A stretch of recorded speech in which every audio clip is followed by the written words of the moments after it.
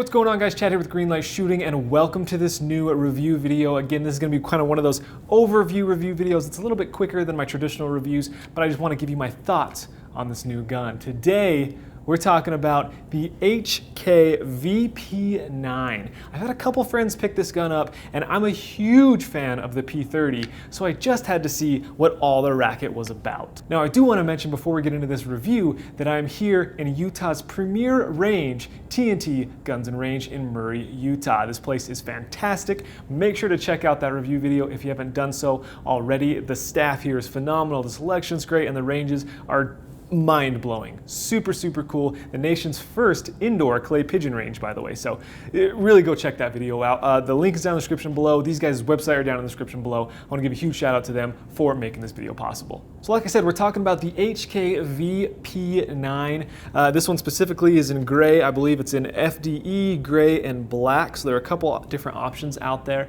It's kind of the less expensive version of the P30. And like I said, I'm a huge P30 fan.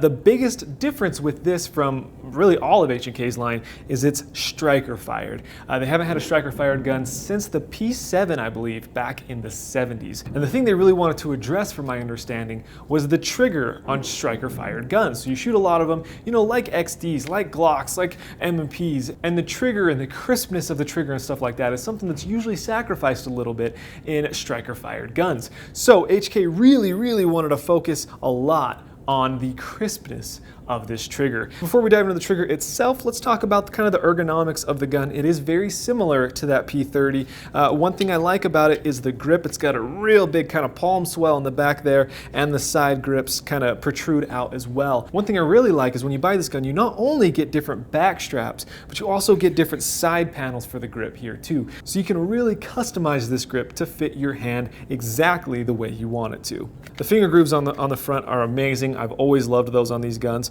And I like the stippling. You know, it's aggressive enough that it certainly gives you a positive grip, especially with my sweaty hands, but it's not so aggressive that it eats into your hands and it tears them up when you shoot with it a lot. So a good amount. Another thing that comes along with the striker fired setup of this gun is that it gives you a little bit lower bore axis, similar to like a Glock or something. Now I should mention there are some serrations up here on the slide, which is great. It makes slide manipulation very easy, very positive. I really like on the back here, behind the serrations, they've got these two little extra kind of sections that pop out just a titch, maybe like, I don't know, a quarter of an inch or so, but they just let your finger and your thumb grasp into something when you're pulling that thing back.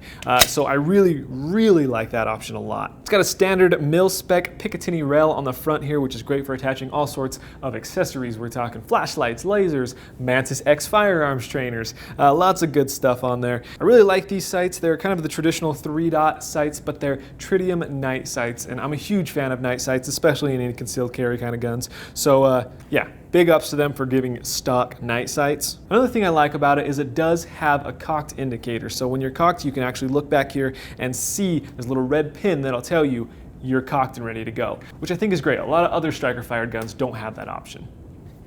Lefties are going to like this gun because all the controls are ambidextrous. That's something that's pretty common in H&K guns. You know, the slide release is on both sides of the gun, which is great. And then the mag release, this is kind of a hate-or-love thing. It's the paddle release at the base of the trigger guard. So you've got it on both sides of the trigger guard, again, so it's ambidextrous, but it's kind of different. You know, if you want to hit it with your thumb, you've got to rotate your hand just a titch to hit that. Some people don't like that. A lot of other people try to use like their middle finger here to drop it.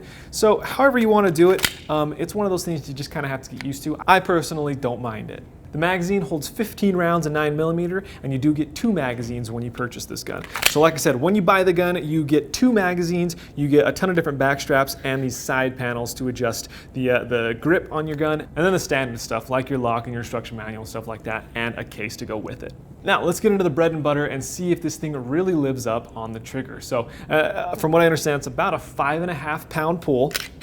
It does have a little trigger safety on the front, which I like. It's one of those things, again, it has to be a finger coming from the front of the trigger to actually pull it through. Something couldn't really get in that trigger guard and pull that trigger back. So nice peace of mind there. Now with the trigger, when you pull, there is certainly a very distinct wall, which I like. So light take up and really not too much creep.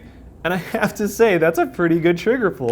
The reset, The reset's not bad either. This thing has a fantastic trigger for a striker-fired gun, I have to admit. You know, I'd say that it's easily better, at least out of the box, than Glocks, than M&Ps, than XDs.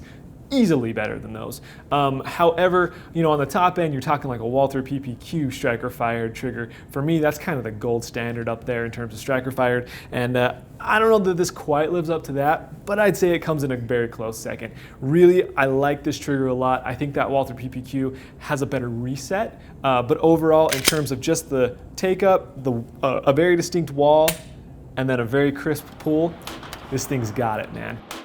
Man, that thing is a blast to shoot. That trigger really is something else. That's one of the best striker fire triggers in the game, at least out of the box right now, man. So anyways, that does it for my quick review on the HK VP9. As you guys know, I don't really like to mention price too much because it varies so much based on when you're watching this, where you are, where you buy it, stuff like that.